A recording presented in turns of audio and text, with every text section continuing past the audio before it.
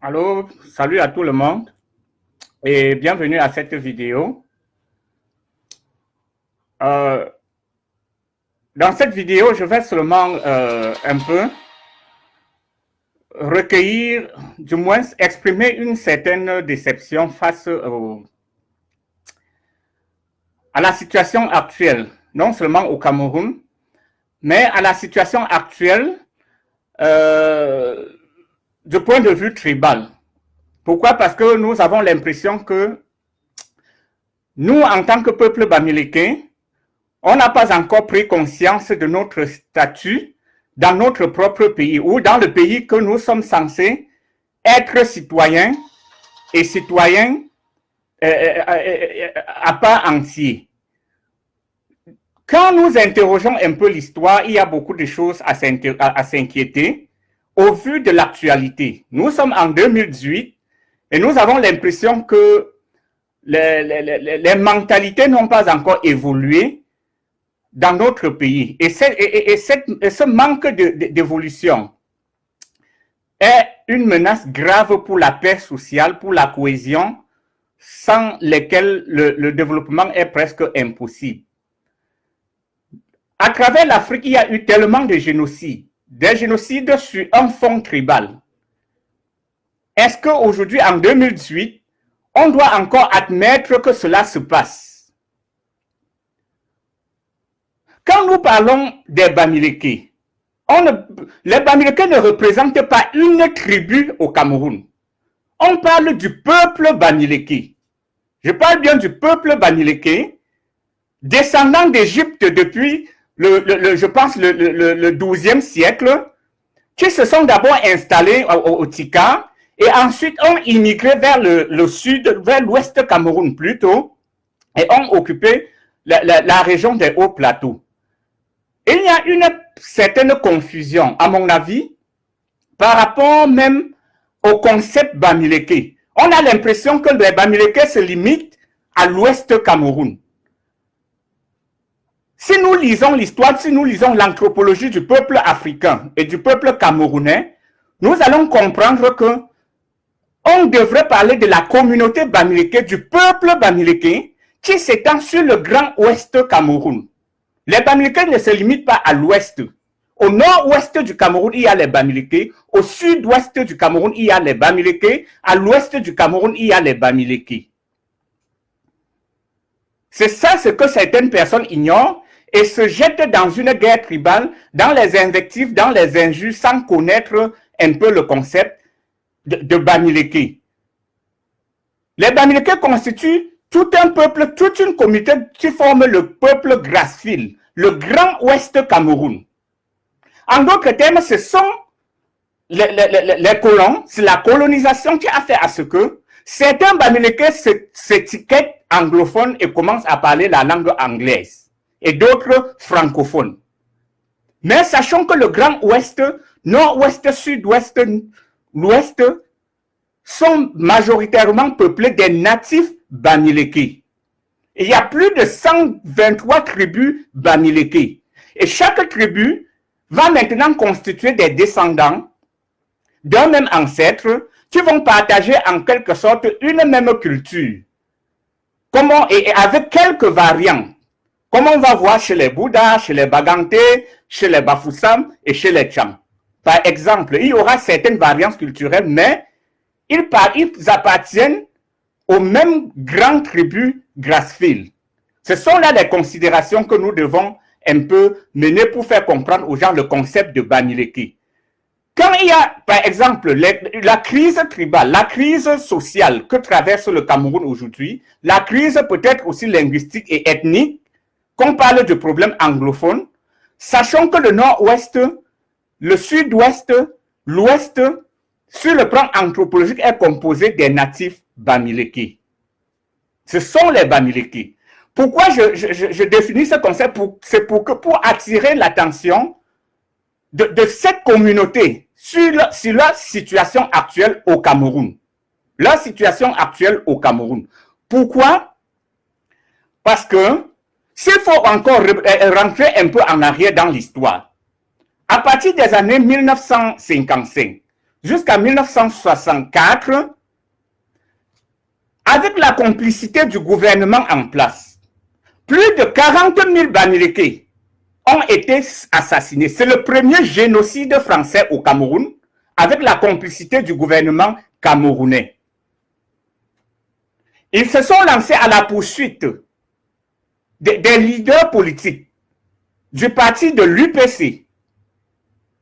Et au terme de cela, qu'on a qualifié de rebelles, et on a aussi étiqueté les Bamileke d'être des personnes ou des populations subversives au pouvoir central, pilotées par les Français.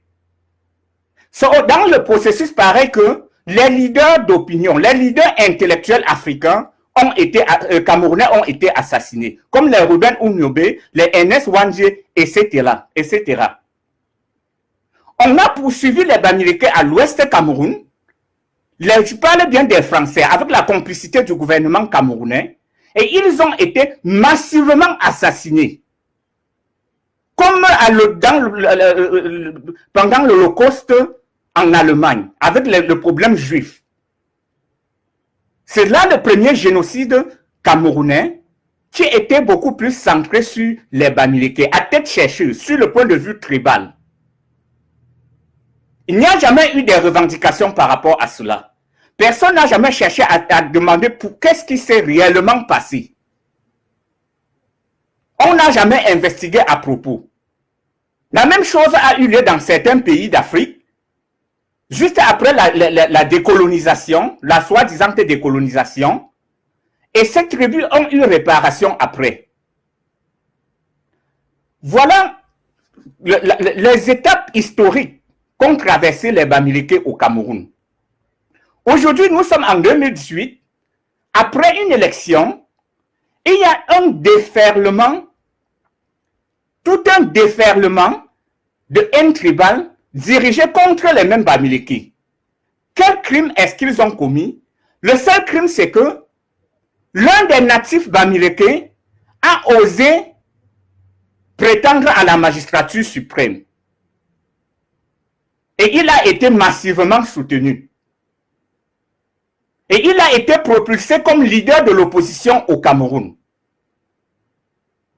Quelle que soit la situation actuelle, sachons que le peuple Bamileke a tellement souffert au Cameroun, a tellement apporté pour le Cameroun et maintient encore le Cameroun en vie jusqu'aujourd'hui. Il ne faut pas qu'on se le leurre. Mais sont-ils conscients de ces enjeux-là? C'est au terme du génocide Bamileke que les Français ont instauré la France-Afrique, ont instauré le style de gouvernement propre à leurs intérêts de colonialistes. Et ce style de gouvernement, de régime, dirige encore le Cameroun jusqu'à nos jours. Nous ne devons plus rester naïfs par rapport à l'histoire, par rapport à notre passé, pour nous laisser encore traîner dans la boue, insultés par ceux qui en fait n'apportent rien. Les Bamileke ont toujours été des braves soldats, des intellectuels intègres. Et ils ont toujours mené une lutte, pas contre leurs propres compatriotes, mais pour la libération de leur pays. Au cours de ces élections, celui aujourd'hui à qui on lance toutes les flèches de toutes les directions n'a jamais été tribaliste, mais son seul crime, c'est vouloir transformer le Cameroun. C'est vouloir apporter une démocratie nouvelle au Cameroun, qui intègre toutes les composantes socio-ethniques du Cameroun. Mais parmi les siens, il n'a pas été soutenu. On a même vu les chefs traditionnels lutter contre lui, monter les populations contre lui. Les chefs traditionnels qui sont censés incarner les valeurs d'intégrité, qui fondent le caractère sacré de la chefferie ou des chefferies. Certains chefs traditionnels de l'Ouest devraient un peu revoir leur position. On ne passe pas un concours pour être chef de village. Ce n'est pas une autorité de compétence. Ce n'est pas une autorité de compétence. Pour être professeur en droit, il faut avoir fréquenté des décennies. Mais pour être chef de village, ce n'est que le concours des circonstances et du hasard. Parce que vous ne passez pas un concours, on ne teste pas les gens pour faire des chefs traditionnels. Les chefs traditionnels incarnent les valeurs sacrées qui fondent la tradition Bamileke. Quand nous voyons les chefs traditionnels se mêler de la politique en faveur d'un régime qui n'a jamais été favorable pour leur population, il ne faut pas qu'on se le cache. La vérité reste la vérité. L'évidence reste l'évidence. Vous n'allez pas laisser les affaires de la chefferie pour influencer votre population et les monter contre le leader politique de votre localité. Est-ce que vous êtes en train de jouer votre rôle? C'est là où la démocratie échoue. C'est là où le progrès et le changement social échouent. C'est là où une poignée de personnes confisquent toutes les richesses d'un pays. Quand nous regardons ce qui se passe, quand nous regardons l'organigramme ou la structure administrative du Cameroun, 80% des ministres camerounais sortent d'une seule région. 80% appartiennent à la tribu du président de la République. Le ministre du Commerce, le ministre de l'Enseignement supérieur, le ministre de la Santé, le chargé le cabinet civil, tous les ambassadeurs, les directeurs généraux des sociétés publiques et parapubliques, 95% sont Betty Boulou. Tout cela est documenté et se sait dans le monde entier. Que Biya et son clan ont confisqué le Cameroun. Et quand un natif de l'Ouest, un Bamileke du Grand Ouest, nanti de compétences et de tout, même s'il ne devait pas être élu, il a quand même osé. Et on a cru en lui. Lui, il est plutôt saboté dans son propre clan. Quand vous voyez les statistiques des résultats de ces élections, quand bien même ces données sont fausses, dans les régions ou dans les départements ou des arrondissements de tous les autres candidats, ils ont été élus tantôt à 99%, tantôt à 100%. Mais le natif de l'Ouest chez lui, il a été plutôt combattu par son propre chef traditionnel. Si vous êtes chef traditionnel, n'accepteriez-vous pas, ne seriez-vous pas fier de voir un natif ou votre fils accéder à la magistrature suprême parce qu'il est Bamileke? Y a-t-il un crime à être Bamileke? Aujourd'hui, les Bamileke sont insultés partout, même par ceux qui n'ont aucune compétence. Le degré zéro de l'éducation. Ils insultent même les professeurs d'université, les professeurs en droit, etc. Tirons des leçons de ces élections pour mieux comprendre notre position dans ce pays. Interrogeons notre passé. J'ai parlé du génocide de Bamileke, avec la complicité du gouvernement camerounais, dans les années 1955-1964, pourchassant les leaders du changement de l'UPC. On dirait que l'histoire se répète et que le professeur Kanto, étant natif de l'Ouest, a déclenché une autre guerre du même style. Par rapport à quoi? Le monde a changé. Nous ne sommes plus au XVIIe, ni au XVIIIe, ni au XIXe siècle. Les gens ont la liberté d'expression. Les citoyens comprennent leurs droits et leurs devoirs de plus en plus. Quelle est la cause fondamentale de cela? Quand on interroge cela, c'est le système mis en place depuis la décolonisation, depuis 1982. Le zèle tribal s'est tellement installé au Cameroun qu'on n'a plus de respect pour personne. Le seul fait d'appartenir à la tribu du président de la République octroie à certaines personnes une certaine supériorité psychologique sur les autres. Et si on a ce complexe de supériorité sur vous, montrez par tous les moyens que vous aussi, vous êtes citoyen intègre et à part entier. Et que vous avez aussi le droit, ou tous les droits, sur les privilèges que les autres pensent que ces privilèges ne leur n'appartiennent qu'à eux. Le Cameroun appartient à tous les Camerounais. Il faut qu'on le dise. Il faut qu'on le fasse savoir. Il faut qu'on le démontre.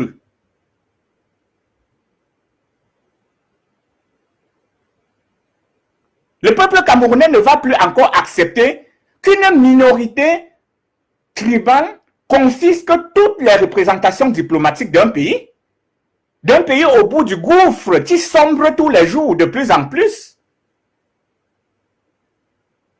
et que les gens applaudissent. Et quand vous insultez les autres, les gens applaudissent, et qu'on reste passif comme si rien n'était. Bien sûr, les Bamileke n'ont rien à démontrer aux autres. C'est pourquoi on peut s'en féliciter aussi. Nous n'avons rien à démontrer aux autres. Nous connaissons notre puissance. Nous connaissons ce que nous représentons au Cameroun et pour le Cameroun.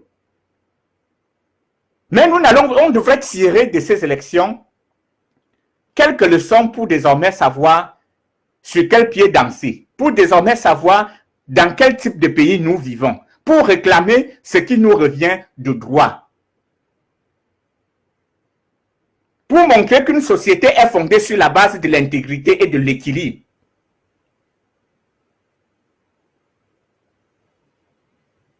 On voit même les journalistes, les professeurs d'université de rien du tout venir dans les plateaux de télévision.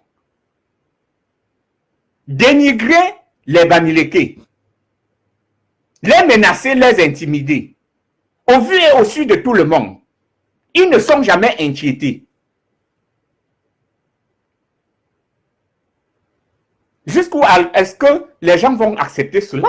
À un moment donné, il faut que les Bamileke comprennent que il y a une certaine menace en face. Bien sûr, on a été longtemps discriminé et qu'à un moment donné, cette discrimination doit cesser. Et si un natif Bamileke se lève comme leader politique, que les gens le soutiennent. Pourquoi dans la Sanaga maritime, un autre candidat a eu 100%, 99%? Pourquoi à Samelima, c'est 100% pour le natif de là-bas? Et à l'ouest, qu'est-ce qui s'est passé? Je ne suis pas en train de dire qu'il faut élire un président sur la base tribale, mais c'est la situation actuelle qui nous permet de penser dans ce sens. Vous êtes un chef traditionnel, restez neutre. Restez neutre. Ne vous mêlez pas à la politique. N'abusez pas de votre autorité traditionnelle, de chef traditionnel, pour influencer le vote chez vous, pour influencer l'électorat de votre propre enfant. Là, vous n'êtes plus en train de jouer votre rôle. La politique se fait régulièrement avec les mains sales, avec le mensonge. Un chef traditionnel vrai ne devrait pas s'en mêler. Même si c'est pour la part des intérêts. Parce qu'au Cameroun, tout c'est la corruption. Même si vous attendez qu'on vous apporte quelque chose, que vous allez gagner quelque chose à cela, parce que le président Biya a eu la ruse de vous mettre aussi dans son système de corruption. Ce n'est pas parce qu'il vous a octroyé un salaire qu'il est en train d'acheter votre conscience. Un vrai chef traditionnel ne peut jamais laisser sa conscience lui être achetée. Là, vous désacralisez votre autorité, vous désacralisez la chefferie traditionnelle et vous vous dénigrez. Ça ne devrait plus se faire, ça ne devrait pas se faire. Les chefs traditionnels les vrais chefs traditionnels ont le soutien de leur population, qui leur donne le nécessaire pour vivre et pour vivre de manière décente. Vous êtes chef traditionnel, vous vous mêlez à la politique.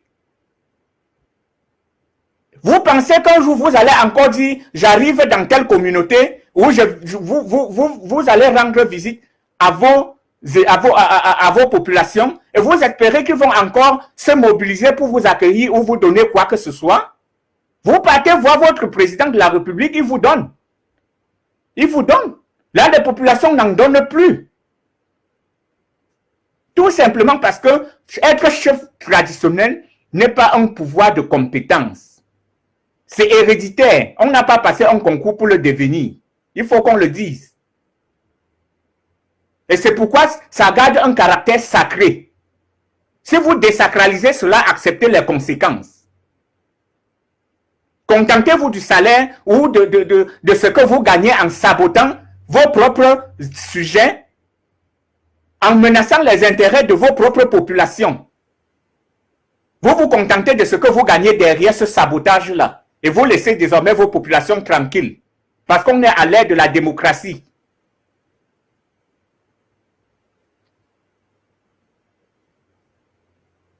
Pendant 36 ans, le système de Biya a fonctionné ainsi, à base tribale. Et le génocide ou l'exclusion des Bamileke ne commence pas aujourd'hui. C'est depuis 1955, ça s'est accentué dans les années 62, 66, juste après les indépendances. Les Bamileke ont été massivement assassinés. Comme le génocide, j'ai parlé comme l'Holocauste juif.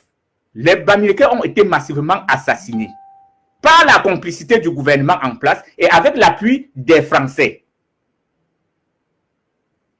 Malgré cela, le dynamisme et l'esprit d'entrepreneuriat des Bamileke les a fait toujours émerger.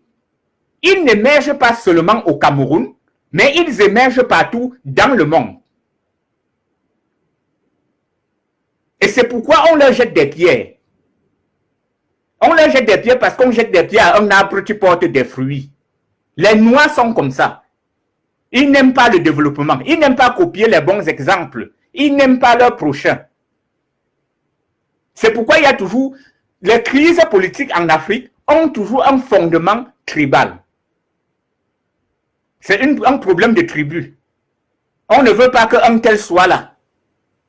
Les guerres civiles au Cameroun, les génocides en Afrique ont toujours une base tribale. Parce que les Noirs ont les germes de la destruction, du faux, de la fraude, de la tricherie. Au vu de ces élections, on comprend qu'on n'a même pas presque évolué depuis.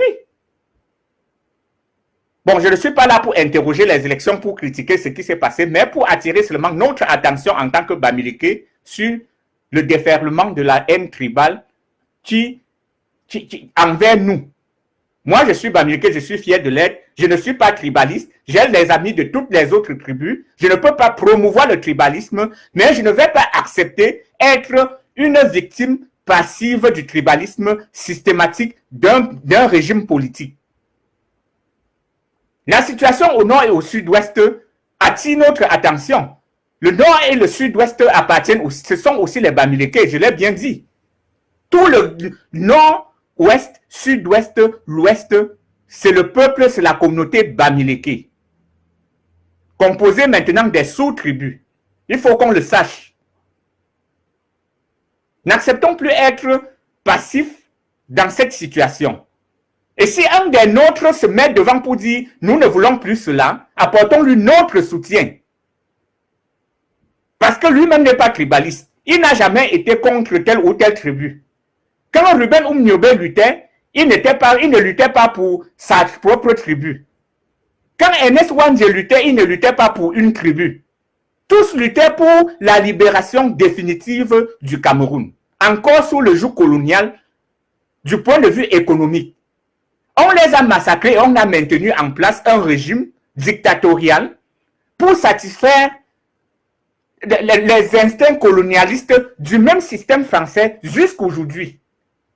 C'est pourquoi on voit un gouvernement faire 36 ans sans être inquiété, être réélu sur la base de la fraude, etc., etc., mandat après mandat. Reconnaissons cela. Chaque personne sort, bien sûr, bon, nous ne sommes pas sensibles aux insultes des réseaux sociaux, parce que dans les réseaux sociaux, il y a tout. Il y a des analphabètes, il y a des délinquants, il y a des personnes fermées d'esprit, etc. Chacun vient de déverser sa part de dioxyde, d'ineptie dans les réseaux sociaux. Chacun balance sa part, mais cela attire notre attention tout juste sur la situation ou sur la carte tribale du Cameroun et comprendre quelle position, comment les gens perçoivent les Bamileke.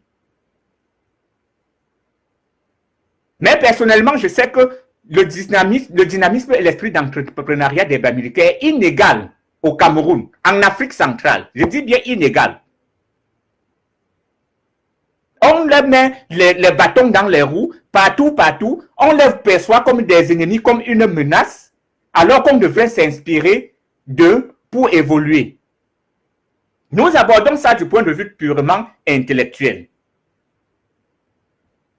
Mongo Betty disait, je pense en 1989, dans le dictionnaire de la négritude, il disait, il n'est pas excessif de parler d'un miracle Bamileke que du miracle grec. Et si le Cameroun avait pu bénéficier d'une vie politique normale et choisir librement ses dirigeants, par exemple, son développement stimulé principalement par le génie créateur Bamileke aurait sans doute connu un rythme semblable à celui de la Corée du Sud et en serait en une phase comparable, ce dont se réjouirait le peuple tout entier et toute ethnie confondue. Voilà ce que Mongo Betty n'était pas Bamileke. Mongo Betty disait cela en 1989. Le dynamisme Bamileke ne fait l'ombre d'aucun doute. C'est pourquoi on tire sur eux dans tous les côtés. Mais ils ont pu maintenir la flamme de la bravoure, de l'endurance. Parce qu'ils sont les seuls peuples au Cameroun à avoir subi un massacre dans l'histoire. Mais ils ont pu maintenir par leur endurance, par leur sens d'entrepreneuriat, par leur esprit d'équipe, etc. Ils ont pu maintenir en quelque sorte la flamme économique qui maintient encore le Cameroun en vie jusqu'aujourd'hui. Je ne suis pas en train de vanter les Bamileke, mais sans eux, le Cameroun serait encore, on y serait encore comme à l'époque primaire. Il faut qu'on le dise. Ce n'est pas moi qui le dis, c'est Mongo Betty qui l'a dit. Et il précise bien, et si le Cameroun avait pu bénéficier d'une vie politique normale et choisir librement ses dirigeants. En 2018, on a voulu choisir librement ce dirigeant. Qu'est-ce qui s'est passé? Nous attendons encore la suite. Il y a des contestations, il y a des protestations, etc. Et l'évidence, j'ai dit la vérité ne se cache jamais, quel que soit le cas, à un moment donné, la vérité va finir par triompher. Je faisais cette vidéo tout simplement pour mettre sur le point sur cette situation, sur ce déferlement de haine tribale envers les Bamileke, même dans les médias au Cameroun, etc. Pour attirer l'attention du peuple Bamileke, de la communauté Bamileke, que le Bamileke, c'est tout le grand ouest Cameroun, ouest, nord, ouest, sud-ouest. Que les Bamileke ont traversé des moments difficiles dans l'histoire du Cameroun. Qu'ils ont été les plus grands combattants de la lutte de la libération du Cameroun et ont payé par centaines de milliers de leur vie. Et que depuis 1982 jusqu'à aujourd'hui, ces Bamileke constituent à être marginalisés par le régime de Biya. Et c'est cette marginalisation qui fait à ce qu'ils soient stigmatisés.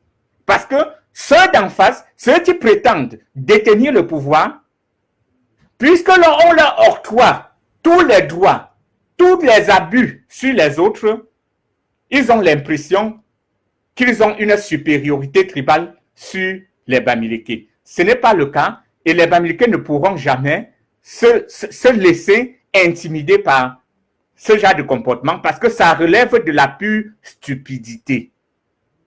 Le tribalisme, c'est de la stupidité propre ou noire qui refuse tout simplement d'évoluer et d'avancer.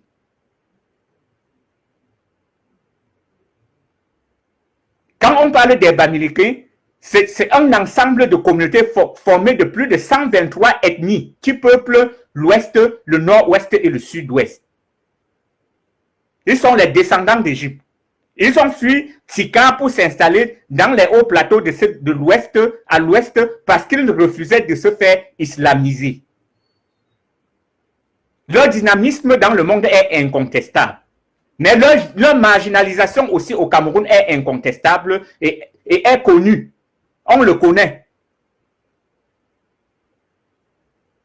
Et il est important que désormais, nous prenions en conscience et en compte tous ces paramètres-là pour mieux comprendre la société dans laquelle nous vivons et comprendre que la magistrature suprême au Cameroun n'est pas l'apanage d'une tribu.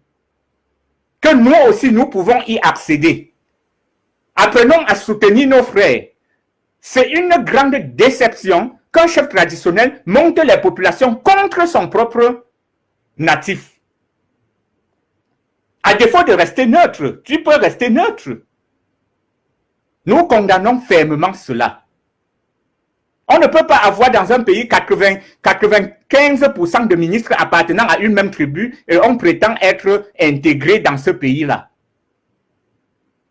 Si sur 40 ambassadeurs, 35 appartiennent à Sonbeti et Boulou, les Bamileke vont prétendre qu'ils sont intégrés dans ce pays? Non, il faut dire la vérité. Il faut attirer l'attention du pouvoir en place de cela. Certains brandissent le fait que non, vous avez le Sénat, on vous a donné. On a donné le Sénat à un natif de l'Ouest. Ce n'est pas aux populations de l'Ouest. S'il faut agir en faveur du pouvoir, pensons-nous qu'il va agir en faveur d'un autre natif de l'Ouest? Non, je ne pense pas. Personnellement, c'est mon point de vue. D'où vient-il que même les personnes qu'on ne peut même pas classer nulle part viennent insulter les Bamileke même dans les chaînes de télévision? Dans les pays civilisés, vous tenez ces propos. Vous finissez votre émission, on vous arrête immédiatement pour incitation à la haine. Au Cameroun, chacun, même les journalistes sans formation, s'attaquent à des professeurs d'université, à des avocats internationaux de carrière. Quand le mérite est piétiné dans un pays, quand la médiocratie s'octroie les privilèges ou tous les secteurs d'activité d'un pays, c'est normal que tout cela se produise. Il n'y a plus la raison. La vérité n'est plus devant. Le faux s'installe, la fraude, l'incompétence.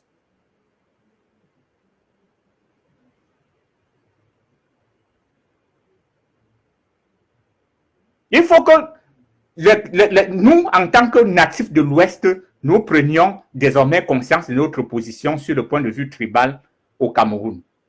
Ces élections nous ont montré que les enjeux politiques au Cameroun sont essentiellement tribales, ce que nous ne voulions pas.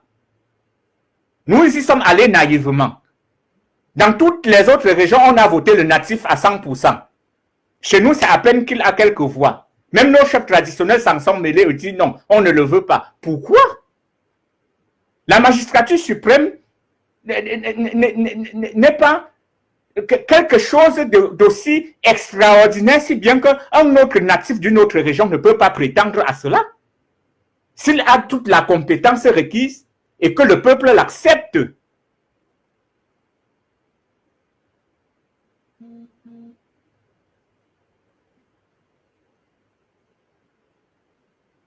Vous ne pouvez pas être dans un pays et être considéré ou traité comme un citoyen à part. On ne peut pas stigmatiser d'autres citoyens dans un pays, les discriminer dans un pays. Quand on le fait, cette marginalisation les pousse à la radicalisation. À un moment donné, ils vont prendre les armes et tomber dehors. Certains ont pris les armes, ils sont dehors. Et le combat continue. C'est ça la conséquence de la marginalisation des groupes sociaux ethniques du gouvernement de Biya depuis 36 ans.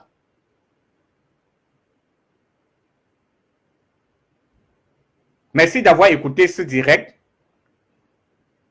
Je m'arrête à ce point. Thank you so much.